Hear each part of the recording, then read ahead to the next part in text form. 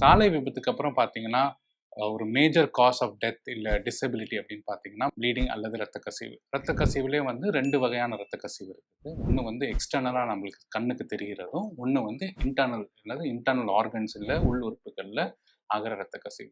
As a general public வந்து இந்த உள் உறுப்புல இருக்க இரத்த கசிவுக்கு வந்து நம்மளால எதுவும் நெறையா பண்ண முடியாது. இருந்தாலும் இந்த எக்ஸ்டர்னல் ஹெமரேஜ் இல்ல எக்ஸ்டர்னல் ப்ளீடிங் அப்படின்னு சொல்றோம் பார்த்தீங்களா? அதுக்கு வந்து நம்மளால என்ன செய்ய முடியும் அப்படின்றத பார்ப்போம். நம்ம கிட்ட ஒன்றும் இல்லைனா கூட நம்ம கைகள் மட்டுமே நம்ம வந்து டைரெக்டாகவே யூஸ் பண்ணலாம். அப்படி இல்லைனா ஒரு க்ளீன் கிளாத் பக்கத்தில் இருந்துச்சுன்னா அதை எடுத்துட்டு அந்த ரத்த கசிவு இருக்கிற ஏரியா மேலே வந்து ஒரு டைரக்ட் ப்ரெஷர் மட்டும் அப்ளை பண்ணாலே போதும். மோஸ்ட் ஆஃப் த டைம்ஸ் இதுலேயே வந்து அந்த ரத்த கசிவு வந்து ஸ்லோவாக வந்து நிற்க ஆரம்பிச்சிடும். அந்த நெக்ஸ்ட் திங் என்ன பண்ணலான்னு பார்த்தா, யூஸ்வலாக கையிலையோ கால்லையோ அடிபட்டுச்சுன்னா கை அல்லது காலை வந்து தூக்கி இது பண்ணி வைக்கிறது. அதுலேயும் ரத்த கசிவு குறையிறதுக்கு வாய்ப்புகள் அதிகம். தேர்ட் திங் என்ன பண்ணலாம் அப்படின்னா, அந்த அடிபட்டிருக்க இடத்துக்கு மேல் நம்ம வந்து ஒரு டைட்டான கிளாத்தையோ ஒரு டைட்டான ஒரு ஸ்ட்ரிங்கையோ வந்து கட்டினோம்னா அது போகிற ரத்த ஓட்டம் குறையிறதுனால அந்த ரத்த கசிவு வந்து குறையிறதுக்கு நிச்சயமாக வாய்ப்பு இருக்குது. ரொம்ப முக்கியமான விஷயம் என்ன அப்படின்னா, இது எல்லாத்துக்கும் முன்னாடி நம்மளுக்கு வந்து ஹெல்ப்புக்கு கால் பண்ணியிருந்திருக்கணும்.